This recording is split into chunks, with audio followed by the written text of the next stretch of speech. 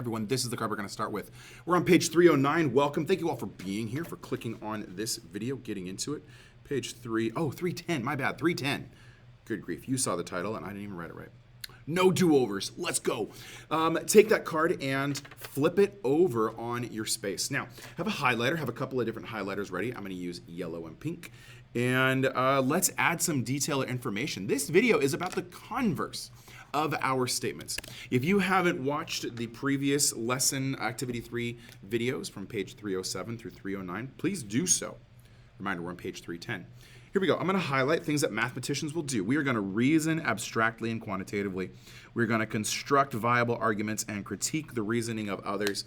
And 100% going all the way back to our first learning target, we are demonstrating understanding of the alternate interior angles theorem, same side exterior angles theorem, and their converses. This is the lesson where that happens. So page 310. Okay, let's go to it.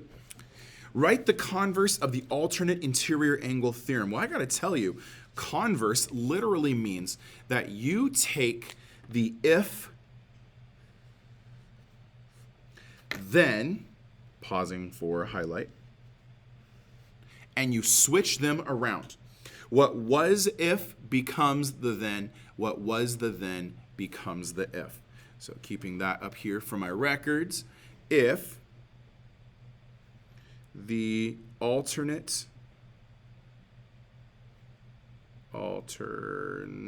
interior angles are congruent,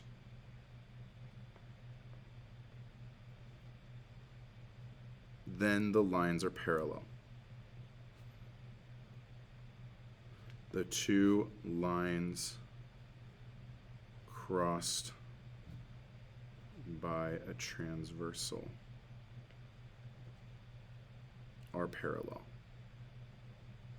All right, converse. We switched everything around. So what was the inverse of the statement, what was like the direct way of saying if then, has been flipped into a different structure. And so that's what is really happening in a converse statement. Use the diagram and write the given and proved statements for your converse statement. So given, we're talking alternate interior angles, which means that angle 3 and angle 6, we know angle 3 and angle 6 are congruent.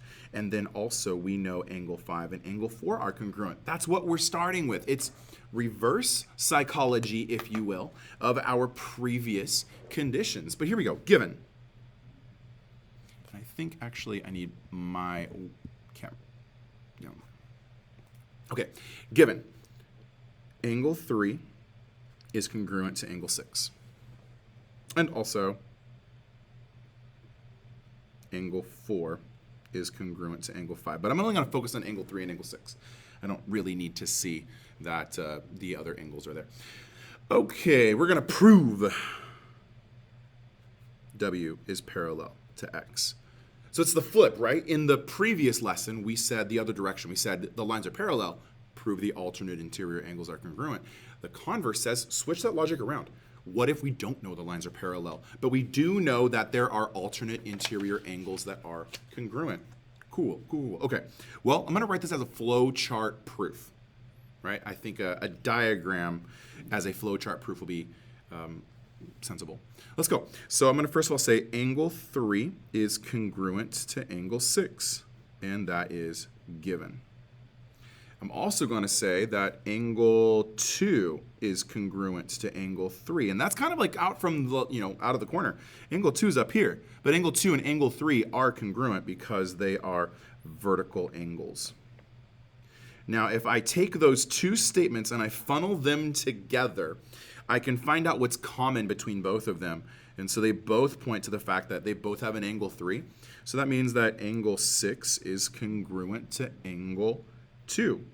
Now I'm doing that by a transitive property. Anytime that you bring two things together, transitive property, anytime you do that, you bring two things together, you get a transitive property statement. So therefore, if the angles that are corresponding angles are congruent, we must have that W is parallel to X by converse of corresponding angles. Is that going to fit on the screen? Yep, well enough. Corresponding angles. So those funneling together statements allow us to therefore expand our note cards from direct statements about alternate interior angles to now acknowledging that we can flip the statement around. And I think to make it easiest, I'm also just going to write converse on here.